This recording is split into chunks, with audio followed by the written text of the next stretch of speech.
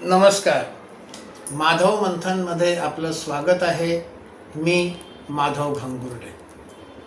राष्ट्रीय स्वयंसेवक संघाला आता 100 वर्ष पूर्ण झाली.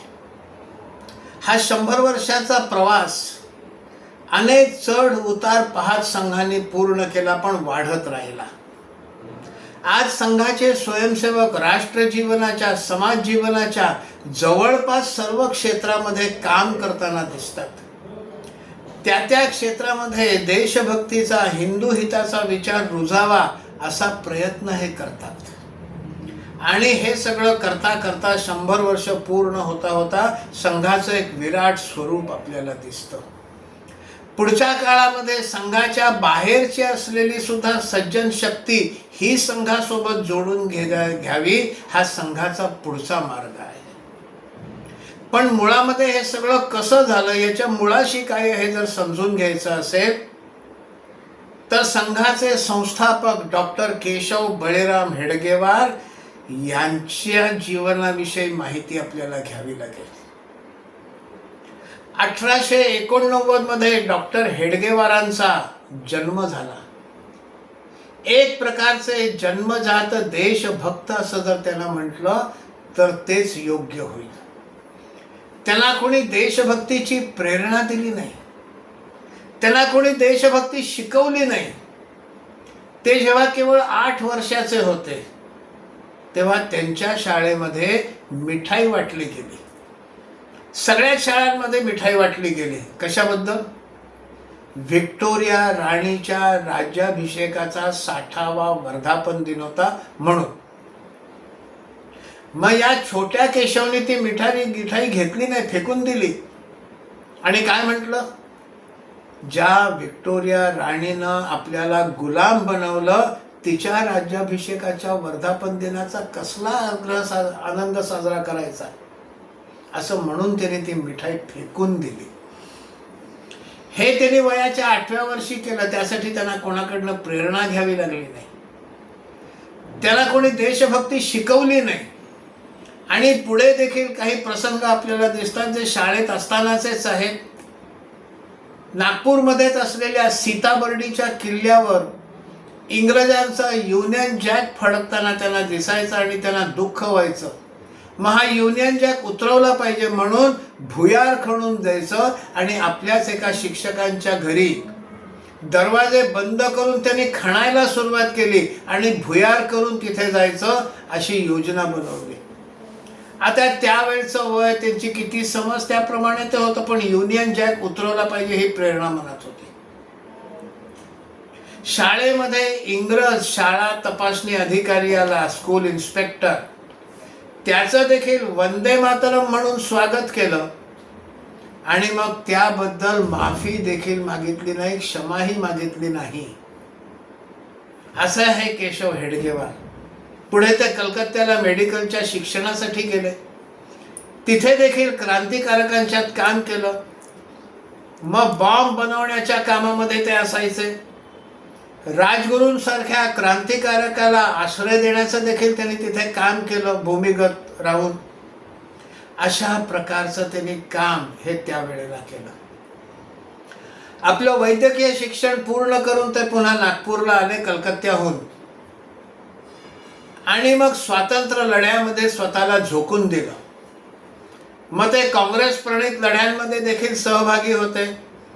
क्रांतिकारकांनी उभारलेल्या लढ्यामध्ये देखील ते सहभागी होते. आणि अशा पद्धतीनं स्वातंत्र्य लढ्यात ते सहभागी होते. आणि ते सगळं करत असताना त्यांना हे जाणवलं की स्वातंत्र्याचा लढा तर सुरू आहे, आज नाही तर उद्या स्वातंत्र्य मिळेल. पण मुळामध्ये आपण परतंत्र का झालो, परकीय सत्ता आपल्यावर राज्य का करू लागली, याचा मूलभूत विचार केला पाहिजे. आणि मग ते या निष्कर्षाशी आले की या देशाचा जो मुख्य समाज, हिंदू समाज, हाच आत्मविस्मृत आहे, हाच विघटित आहे. अशा प्रकारचा हिंदू समाजाला आपल्या आत्मविस्मृतीतनं काढून जागृत केलं पाहिजे. आणि अशा प्रकारच्या जागृत हिंदू समाजाच्या आधारावर हा देश परम वैभव संपन्न केला पाहिजे, हे त्यांनी मनात ठरवलं. आणि मग संघाची स्थापना करायची असा विचार त्यांनी केला. आणि 1925 साली विजयादशमीच्या दिवशी त्यांनी संघाची स्थापना केली. त्यांनी संघाची स्थापना देखील एका अत्यंत वेगळ्या पद्धतीनं केली. नाहीतर सामान्यपणे एखाद्या संस्थेची जेव्हा स्थापना केली जाते तेव्हा समविचारी लोकांना एकत्र केलं जातं. आपल्याला काय करायचं आहे याच्यावर 2-4 भाषणं होतात. मग त्याची कार्यकारिणी एखादी समिती स्थापन केली जाते. त्या समितीचा कोणीतरी अध्यक्ष, उपाध्यक्ष, सचिव, कोषाध्यक्ष असं मंडळ बनवलं जातं. नियमित किंवा अनियमित बैठका होतात. कार्यक्रम उपक्रम ठरवले जातात. पण डॉक्टर हेडगेवारांनी संघाची सुरुवात या पद्धतीनं नाही केली. त्यांनी काही बालांना एकत्र केलं. त्यांना देशभक्तीची प्रेरणा द्यायला सुरुवात केली. देशभक्तीपर कथा त्यांना सांगायला सुरुवात केली. देशासमोरच्या परिस्थितीबद्दल त्यांच्यात जागृती आणायला सुरुवात केली. हे डॉक्टर हेडगेवारांनी अशासाठी केलं. नुसती एक संस्था, त्याचे ठराव, त्याचे कार्यक्रम, वार्षिक अहवाल हे सगळं त्यांना करायचं नव्हतं. त्यांना देशासाठी, आपल्या समाजासाठी सर्वस्व अर्पण करणाऱ्या तरुणांची शृंखला उभी करायची होती आणि ते त्यांनी केलं. आणि मग याच बालांना संस्कार करत करत, देशभक्तीची प्रेरणा देत देत, त्यांच्यातले नेतृत्व गुण ओळखत त्यांचं संघटन उभं केलं. आणि मग हेच सगळे तरुण जेव्हा तरुण झाले तेव्हा त्यांना देशभरामध्ये निरनिराळ्या ठिकाणी संघाच्या कामाची सुरुवात करायला पाठवलं. 1930, 32, 34, 35, 36चा काळ संघ मोठा नव्हता. महाराष्ट्रामध्ये देखील सगळीकडे संघ पोचला नव्हता. नागपूरच्या आजूबाजूचा भाग, विदर्भ, सेंट्रल प्रोव्हिन्स एवढ्या भागामध्ये संघ होता. संघाकडे पैसा नव्हता. संघाच्या भविष्याविषयी सगळ्याच साशंकता होती. पण ज्या संघटनेकडे पैसा नाही, ज्याचं भविष्य कसं आहे हे कोणाला माहिती नाही, अशा संघटनेच्या माध्यमातून देशासाठी सर्वस्व अर्पण करणारी तरुणांची एक टोळीच्या टोळी त्यांनी उभी केली. आणि मग त्या तरुणांना देशातल्या निरनिराळ्या भागांमध्ये पाठवलं आणि त्या ठिकाणी संघ सुरू केला. आणि अवघ्या 15 वर्षामध्ये अशा पद्धतीनं 1940 पर्यंत देशभर संघ त्यांनी पसरवला. ह्या तरुणांच्या माध्यमातून ह्या तरुणांनी सुद्धा अनेक हाल अपेष्टा भोगत, उपाशी तापाशी राहत, जिथे जायला सांगितलं तिथे जाऊन अत्यंत काळजीपूर्वक संघाचं काम हे हळूहळू उभं केलं. आणि 1940 सालचा संघ शिक्षा वर्ग नागपूरचा हा पहिल्यांदा असं झाला की देशाभरातल्या सगळ्या ठिकाणून तिथे स्वयंसेवक आले होते. त्या स्वयंसेवकांसमोर डॉक्टर हेडगेवारांचा बौद्धिक झालेला आहे. त्यांनी असं म्हटलं, आज मी माझ्या समोर हिंदू राष्ट्राचं एक छोटंसं स्वरूप पाहतोय. त्यानंतर थोडेच दिवसांनी त्यांचं निधन झालं. पण त्यापूर्वी 15 वर्षामध्ये त्यांनी देशभर संघ पसरवला. पुढे याच तरुणांच्या आधारावर संघ वाढत राहिला. संघाला नेतृत्वाची कमतरता कधीच पडली नाही. डॉक्टर हेडगेवारांनंतर कोण हा प्रश्न संघासमोर नव्हता, समाजात मात्र चर्चा होती. गोळवलकर गुरुजींनंतर कोण याची चर्चा समाजात सुरू होती. संघाला त्याची चिंता नव्हती, कारण संघाकडे अशा प्रकारचे पुढचे कार्यकर्ते हे तयार होतच होते. आणीबाणीमध्ये बाळासाहेब देवरे जेव्हा तुरुंगात होते तेव्हा त्यांना विचारलं, तुम्ही तर आतमध्ये तुरुंगात आहात, मग बाहेर संघाचं काम कोण करतोय? त्यांनी असं म्हटलं की सरसंघचालकाची जबाबदारी सांभाळू शकतील असे 5-6 कार्यकर्ते बाहेर आहेत, मी नसलो म्हणून काय झालं. त्यांनी संघ कधीही व्यक्ती केंद्रित ठेवला नाही, विचारांवर, ध्येयावर केंद्रित ठेवला त्यांनी संघ. आणि त्या माध्यमातून संघटन वाढवलं. त्यामुळे आज संघ जरी एवढा मोठा झाला तरी संघाचा विचार नाही बदलला, संघाचं ध्येय नाही बदललं. कालानुरूप कार्यपद्धतीमध्ये थोडाफार बदल नक्की झालाय, पण विचार आणि ध्येय हे कधीच बदललं नाही. कारण हे विचार आणि ध्येयावर आधारितच हे संघटन होतं.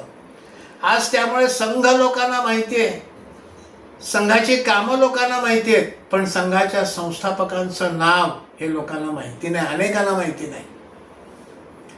अन्य अनेक संघटना आहेत की ज्या संघटना आज अस्तित्वात नाहीत, त्यांचं काम लोपाला गेलेलं आहे, लोप पावलेलं आहे, पण त्यांची स्थापना कोणी केली हे मात्र लोकांना माहिती आहे. संघाच्या बाबतीत उलट आहे, संस्थापक माहिती नाही, संघ माहिती आहे. याचं कारण संघ हे ध्येयावर आणि विचारांवर आधारित आहे.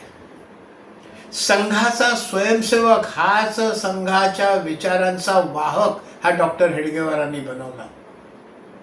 संघाच्या स्वयंसेवकांनी चालवलेल्या प्रकाशन संस्था, वर्तमानपत्र, साहित्य हे पुष्कळ नंतर आलं जेव्हा संघ वाढला. पण सुरुवातीच्या काळात संघाकडे साहित्य नव्हतं. संघाचा स्वयंसेवक हाच संघ विचाराचा वाहक ठरला आणि त्यातून संघ वाढत चालला. आणि हे सगळं कशाच्या आधारावर? दैनंदिन शाखा. अनेक लोकांना संघाची सकाळी संध्याकाळी लागणारी दैनंदिन शाखा हा थट्टेचा विषय वाटतो. कारण शाखेवर संख्या कुठे 5, कुठे 10, कुठे 2, कुठे 7, क्वचित 20-25.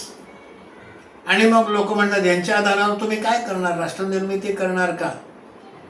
पण या संघाच्या शाखेच्या आधारावरच आज जे सगळं काम उभं राहिलेलं दिसतंय त्याचा आधार तिथे आहे. आणि त्याबद्दल एक गीत सुद्धा संघाच्या शाखेवर गायलं जातं. मंत्र छोटा तंत्र सोपे, परी यशस्वी ठरले ते, रीत साधी शिस्त बांधी, कार्य व्यापक भविते. हे कार्य व्यापक उभं राहिलेलं आपल्याला दिसतं. ज्यावेळेला डॉक्टर हेडगेवारांनी संघ सुरू केला तेव्हा त्यांचे अनेक दिग्गजांशी, थोरा मोठ्यांशी संबंध होते, उठबस होती, चर्चा करत होते, पण काम मात्र ते एकट्याने करत होते. कारण त्यांना कार्यकर्त्यांची शृंखला उभी करायची होती. ते कार्य त्यांनी एकट्याने केलं. ते एकटे होते तेव्हा. त्या काळामध्ये कुठेतरी एका सभेमध्ये एक वक्ता तावातावानं बोलला, कोण म्हणतो की हे हिंदू राष्ट्र आहे? डॉक्टर हेडगेवार श्रोत्यांच्यात बसले होते, ते उभे राहिले आणि म्हणाले, मी डॉक्टर केशव हेडगेवार म्हणतो की हे हिंदू राष्ट्र आहे. आणि आज त्या दिशेने संघ चाललेला दिसतो. तेव्हा डॉक्टर हेडगेवारांनी एकट्याने संघाचं काम सुरू केलं. आज एवढं मोठं झालं. अटल बिहारी वाजपेयींची एक कविता आहे. त्या कवितेमध्ये ते म्हणतात, संघाच्या स्थापनेला धरून ते कडवाय, कभी थे अकेले हुए आज इतने नहीं तब डरे भला अब क्या डरेंगे. असं हे संघाचं काम एकट्याने सुरू केलं. आज एवढे मोठे आपण झालो. डॉक्टर हेडगेवारांनी संघाची जी शाखा सुरू केली हे अत्यंत सोपं साधं काम आहे. कोणीही येऊ शकेल, कोणालाही झेपेल, कोणालाही पेलेल असं हे काम आहे. काय होतं संघाच्या 1 तासाच्या शाखेमध्ये? तासभर देशभक्ती, हिंदू हिताच्या विषयावर चर्चा नाही होत, भाषण नाही दिली जात. संघाच्या 1 तासाच्या शाखेमध्ये खेळ होतात. लाठी काठी, योगासन, सूर्यनमस्कार, गणसमता, लेझिम, नियुद्ध असे तरुणांना बालांना भावतील अशा प्रकारचे कार्यक्रम होतात. आणि जेमतेम 10 किंवा 15 मिनिटं एखादं देशभक्तीपर गीत, अमृतवचन आणि सुभाषित हे शाखेमध्ये म्हटलं जातं. कधीतरी मध्ये मध्ये आठवड्यातनं 15 दिवसातनं एकदा एखादी प्रेरणादायक गोष्ट, कथा सांगितली जाते, एखाद्या प्रसंगाची माहिती दिली जाते, बस एवढंच. पण यातून हा संघ उभा राहिला. डॉक्टर हेडगेवार नेहमी संघाच्या कार्यकर्त्यांना सांगत असत, समाजाला पेलणार नाही असे विचार समाजासमोर कधीच ठेवू नका. आणि ते स्वतः तसे वागत असत. किती मोठं ध्येय, किती मोठं विजन त्यांचं होतं, पण ते समाजासमोर वागत असताना समाजाला जेवढं पेलेल तेवढंच समाजासमोर ठेवत असत. ते कार्यकर्त्यांना सांगत असत, लोकांना जर आपल्यासोबत घ्यायचं असेल तर त्यांच्या पुढे फक्त 2च पावलं चाला. तुम्ही जर खूप बोजड असं समाजासमोर ठेवलं आणि खूप पुढे निघून गेलात तर समाज आणि समाजातले लोक तुमच्या सोबत येणार नाहीत. ते जर यायचे असतील तर समाजाच्या 2च पावलं पुढे चाला. आपल्याला ते टप्पा गाठता येईल हे त्याला वाटून दे, तेव्हा ते तुमच्या सोबत येतील. अशी एक सोपी कार्यपद्धती पण एक खूप मोठी दृष्टी देऊन डॉक्टर हेडगेवार हे 1940 साली आपल्याला सोडून गेले. आपलं सर्वस्व देशासाठी देणाऱ्या कार्यकर्त्यांचं एक जाळं विणलं त्यांनी. हे डॉक्टर हेडगेवारांनी केलं. त्यांची महानता इथे आहे. डॉक्टर हेडगेवारांचा जन्म हा वर्ष प्रतिपदेचा चैत्र शुद्ध प्रतिपदा याच दिवशी आपलं नवीन वर्ष सुरू होतं. त्याला आपण शालिवाहन शक असं म्हणतो. राजा शालिवाहन होऊन गेला, खूप पराक्रमी होता. त्या शालिवाहनानं असं म्हणतात की मातीच्या पुतळ्यांमध्ये प्राण ओतले आणि त्यांना जिवंत केलं आणि त्यातून त्यांनी समाजामध्ये सैन्य उभं केलं आणि त्या सैन्याच्या आधारावर पुढे त्यांनी शत्रूला जिंकलं. आता हे मातीच्या पुतळ्यांमध्ये प्राण फुंकले हे रूपकात्मक आहे, पण त्याचा अर्थ एवढा की आत्मविस्मृत मृतवत झालेल्या समाजाला त्यांनी पुन्हा चेतनायुक्त केलं आणि उभं केलं. डॉक्टर हेडगेवारांनी तेच केलं. सर्वसामान्य घरांमधनं तरुणांना आणलं, त्यांच्यातलं असामान्य कर्तृत्व जागं केलं आणि त्याच्या आधारावर आज हे एवढं मोठं काम उभं केलं. विविध क्षेत्रात काम करणारे असंख्य दिग्गज हे या कार्यपद्धतीतून उभे राहिले.